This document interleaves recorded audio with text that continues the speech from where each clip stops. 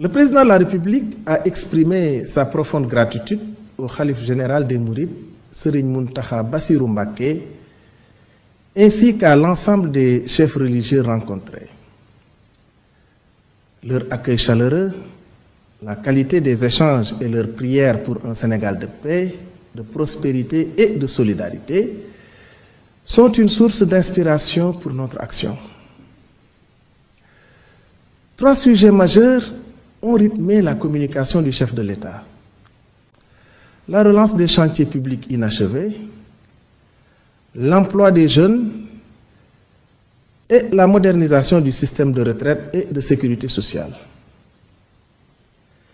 Sur la question des chantiers publics inachevés, le constat est clair. Trop de projets restent en suspens dans des secteurs clés comme l'éducation, la santé, l'énergie, les routes et les sports. Le chef de l'État a donc demandé au Premier ministre de recenser tous les chantiers inachevés et de proposer des solutions pour leur relance dans le respect des règles de transparence et d'efficacité. Il est également urgent de faire le point sur les programmes comme le PUDC, Promoville, le PNDL et le PUMA, afin de renforcer leur impact sur les territoires. Enfin, une réflexion est engagée pour optimiser le rôle des agences publiques comme l'ACBEP, l'AGETIP et l'ADM, afin qu'elles soient plus efficaces dans la réalisation des infrastructures essentielles. Concernant l'emploi des jeunes, qui demeure une priorité absolue, le président de la République a rappelé au gouvernement l'urgence de promouvoir l'entrepreneuriat et l'insertion professionnelle des jeunes. Une nouvelle politique nationale de l'emploi doit être finalisée avant fin avril 2025.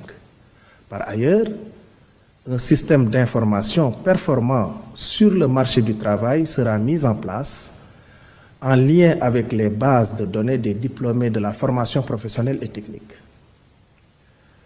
Le gouvernement veillera également à harmoniser les actions des structures publiques dédiées à l'emploi des jeunes. Relativement à la modernisation du système de retraite et de sécurité sociale, le chef de l'État a demandé au gouvernement de placer cette question au cœur de notre politique sociale. Un code unique de sécurité sociale sera finalisé en concertation avec les partenaires sociaux afin d'améliorer la gouvernance des institutions de prévoyance. En parallèle, une attention particulière sera portée à la viabilité financière du Fonds national de retraite et à la revalorisation des pensions les plus faibles. Le gouvernement encouragera également la mise en place de retraites supplémentaires par capitalisation pour garantir une protection sociale solide et durable à tous les Sénégalais. Le Premier ministre a rendu compte des priorités du gouvernement en matière de souveraineté alimentaire et de performance de l'administration publique. L'objectif de l'agenda Sénégal 2050 est clair: garantir le bon fonctionnement de toutes les filières agricoles, de la production à la commercialisation. Cependant, des défis majeurs persistent. Pour y remédier, des mesures urgentes seront prises. Une réunion est prévue avec les ministres de l'Agriculture, des Finances et du Commerce afin de proposer des solutions concrètes d'ici le 25 mars 2025. De plus, un cadre de concertation interministérielle sera mis en place pour structurer durablement la commercialisation des produits agricoles. Par ailleurs, la performance de notre administration publique est essentielle pour atteindre nos objectifs nationaux. Nous devons renforcer l'évaluation individuelle des agents publics et moderniser notre administration pour qu'elle soit à la hauteur des ambitions de notre pays.